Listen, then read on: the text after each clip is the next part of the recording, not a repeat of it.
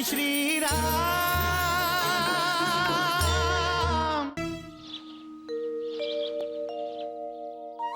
हम वन अवश्य जाएंगे।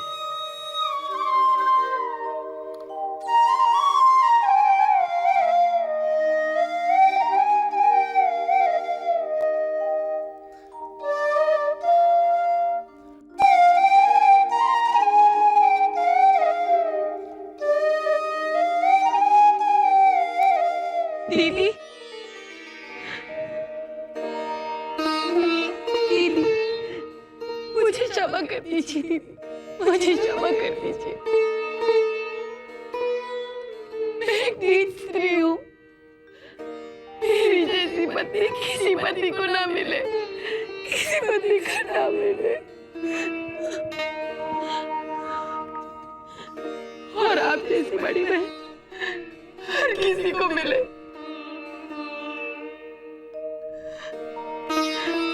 मैंने राम से राज सिंहासन छीन लिया, फिर भी आपने भरत को राज सिंहासन पर बैठने की विनती की। आपका दिल बहुत उदार है, आपका दिल बहुत बड़ा है दीदी, बहुत बड़ा है आपका दिल।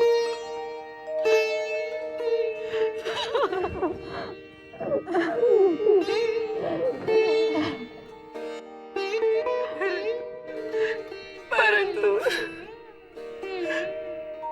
मुझे नहीं पता किस बुरे समय में मैं मंत्रा की बातों में आ गई।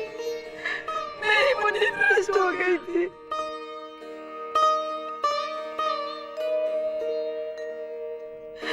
मुझे क्षमा कर दीजिए दीदी, मुझे क्षमा कर दीजिए। बस करो केकन, बस करो।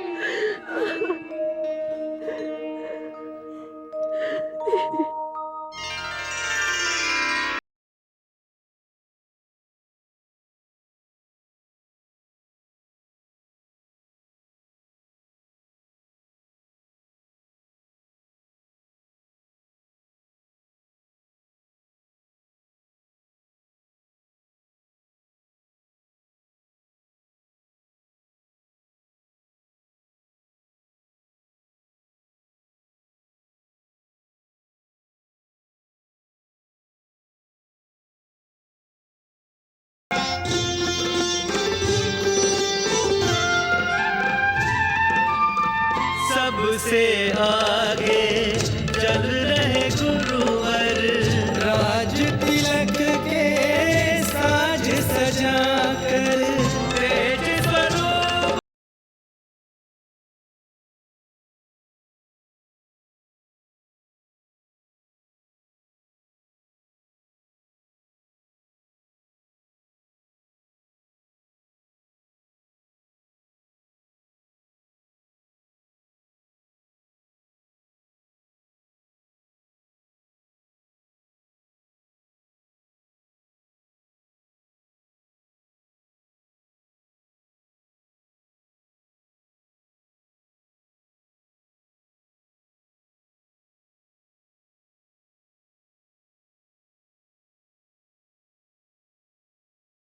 सेना सहित भरत को आगे जब निषाद ने देखा। क्या कह रहे हो तुम? तुमने ठीक से तो देखा ना? रथ पर सूर्य की पताका है महाराज, और उस रथ पर भरत और शत्रुघ्न विराजमान है। उनके पीछे सेना भी है। किंतु भारत वन में सेना लेकर क्यों आएगा? राम और लक्ष्मण तो ही तो है महाराज। मन में आया होगा कि कल कहीं अयोध्या के राज सिंहासन पर अपना अधिकार जताने के लिए न आ जाएं, इसलिए दोनों को वन में ही मार दिया जाए। मेरे होते हुए मेरे राम जी को कोई टेढ़ी नजर से देखेगा तो मैं उसकी आंखें निकाल लूंगा। मेरे राज्य की सीमा को पार करने से पहले उन्हें मेरी और मेरे सैनिकों की छाती को कुचलकर निकलना होगा। हम भारत को गंगा पार नहीं करने देंगे। आओ। क्षमा कीजिए निषाद राज, आप बिना सोचे बिना विचार के युद्ध करने के लिए तैयार हो गए। भरत आपके प्रिय श्री राम के भाई हैं। श्री राम ने आपको उनकी सहायता करने के लिए कहा था और आपने उन्हें वचन भी दिया था। स्मरण है ना आपको? हाँ। वृद्ध ने उग्र निषाद को रोका, कहा कि तुम्हें हुआ है धोखा। कोई छल कपट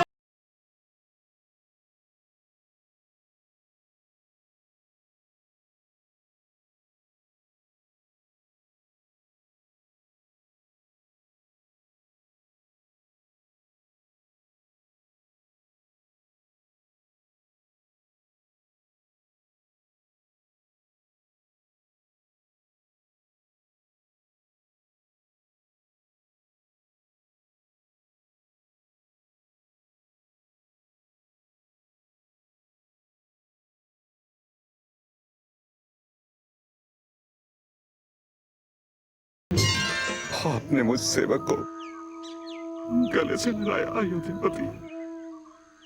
निषाद राज, राम भैया ने भी आपको गले लगाया था। आपसे गले लगकर मुझे ऐसा लगा कि मैं राम भैया के गले लगा।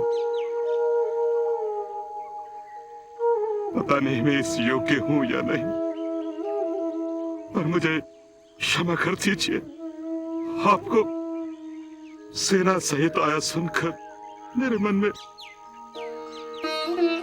लेकिन आप तो सचमुच मेरे श्री राम का दूसरा रूप है। मेरे श्री राम ने सत्य ही कहा था, आप सचमुच महान हैं। राम भैया मुझे याद कर। हाँ।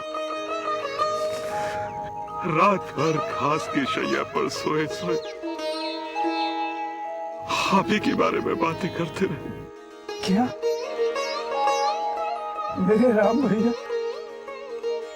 घास की शैया पर सोए? हाँ, उस वृक्ष के नीचे घास की शैया पर माता सीता और श्री राम सोए थे। घास पात का एक बिछोना, रोके रुके न भरत करोना। कर प्रदक्षिणा करे प्रणाम, कहते जाए जय सिया राम। चरण चिन्ह जो रख गए, रघुवर मंगल मूल। सादर भरत लगा रहे, मस्तक उनकी धूल।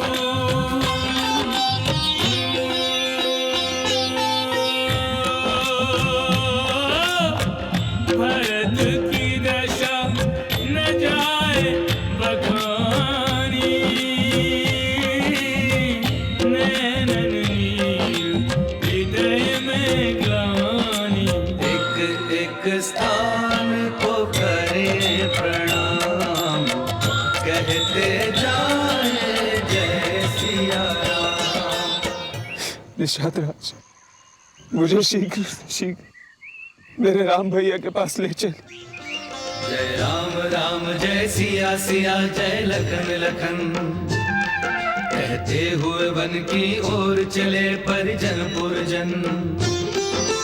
चले भरत दर्शन के प्यासे राम के दर्शन पाने। अपने भ्राता सबके राजा राम अवध में लाने। जय राम राम जय सिया सिया जय लखन लखन।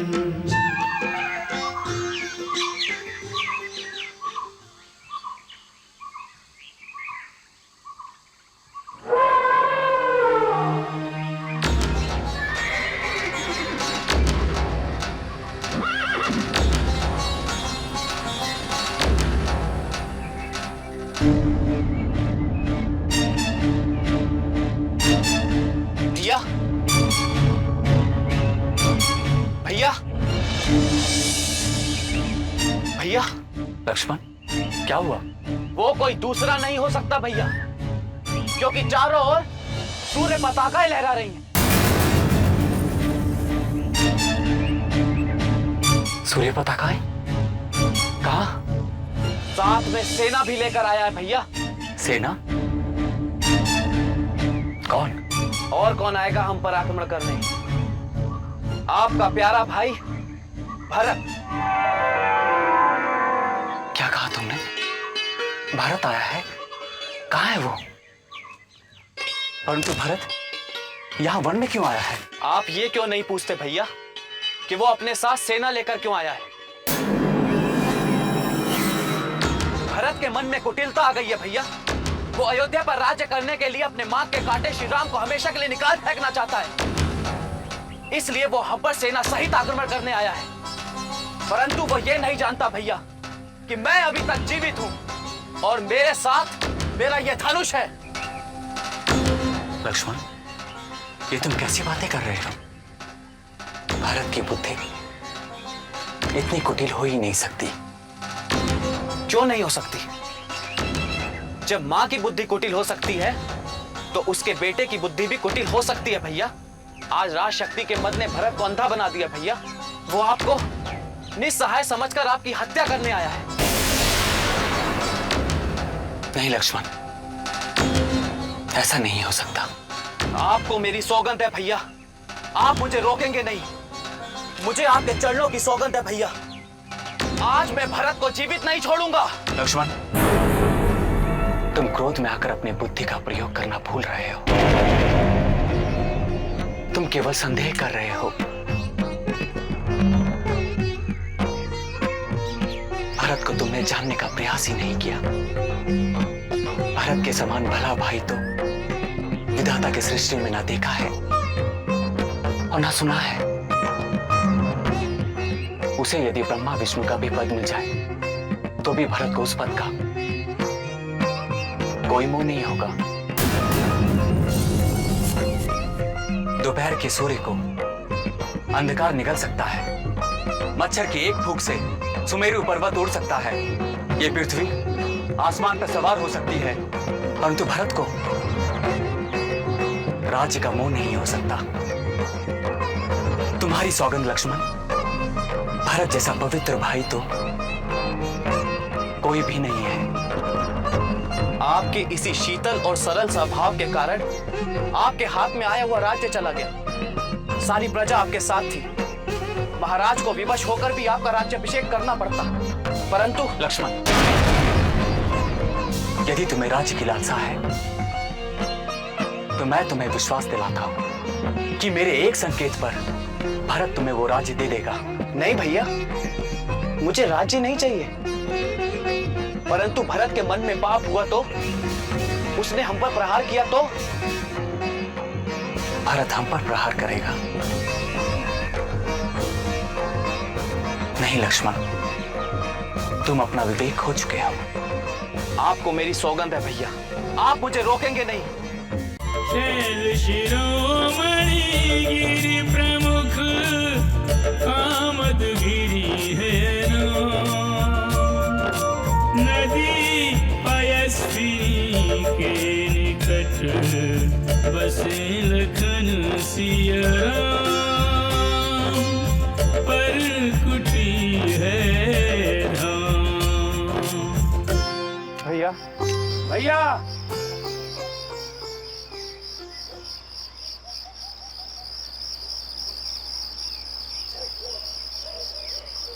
राम भैया, भैया, राम भैया, भैया। भरत, राम है चंदन स्नेह के, भरत विरह का ताप, चंदन ताप का मेल है, राम और भरत मिलाप।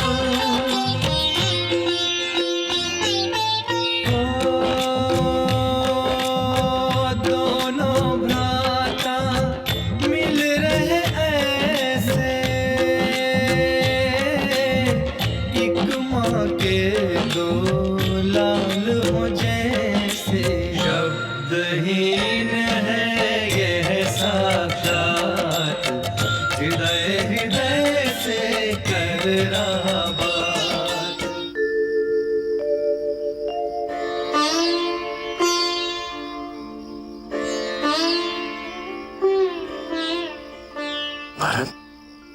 मेरे भाई? नहीं भैया,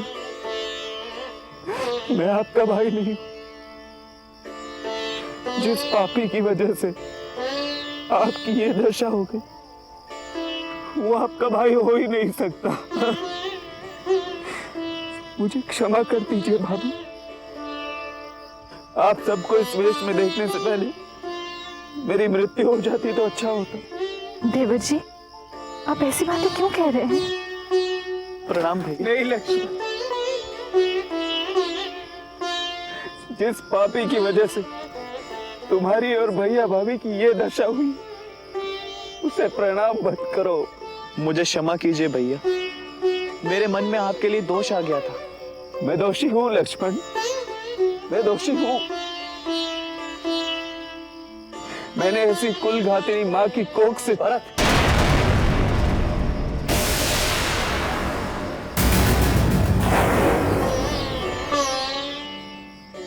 मां के प्रति अपशब्द, वो भी तुम्हारे मुख से। तुम तो धर्म के अवतार हो। मेरे सभी दोष क्षमा कर दीजिए भैया।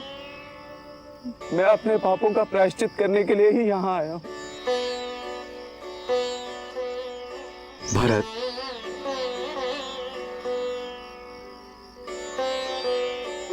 धीरज रखो भरत। राम भैया।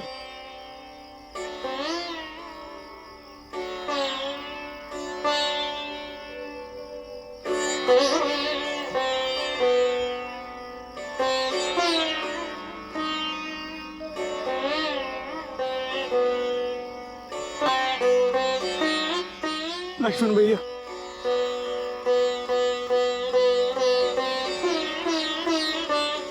प्रणाम आयुष्मान। यशस्वी भव, चिरंजीवी भव। निषाद राज, कैसे हो तुम?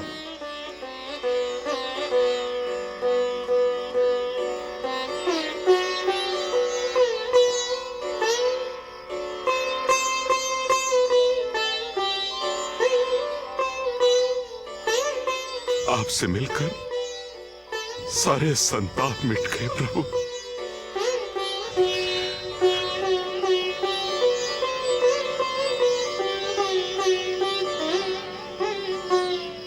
भरत, अब ये बताओ, तुम अयोध्या छोड़कर वन में क्यों आ गए? पिताजी, माताएं सब ठीक है ना?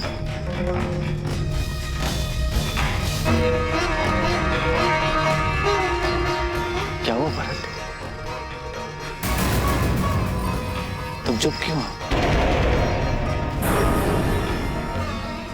सब ठीक है ना? पिताजी। हाँ, पिताजी कैसे हैं? सब ठीक है ना? पिताजी हमें छोड़कर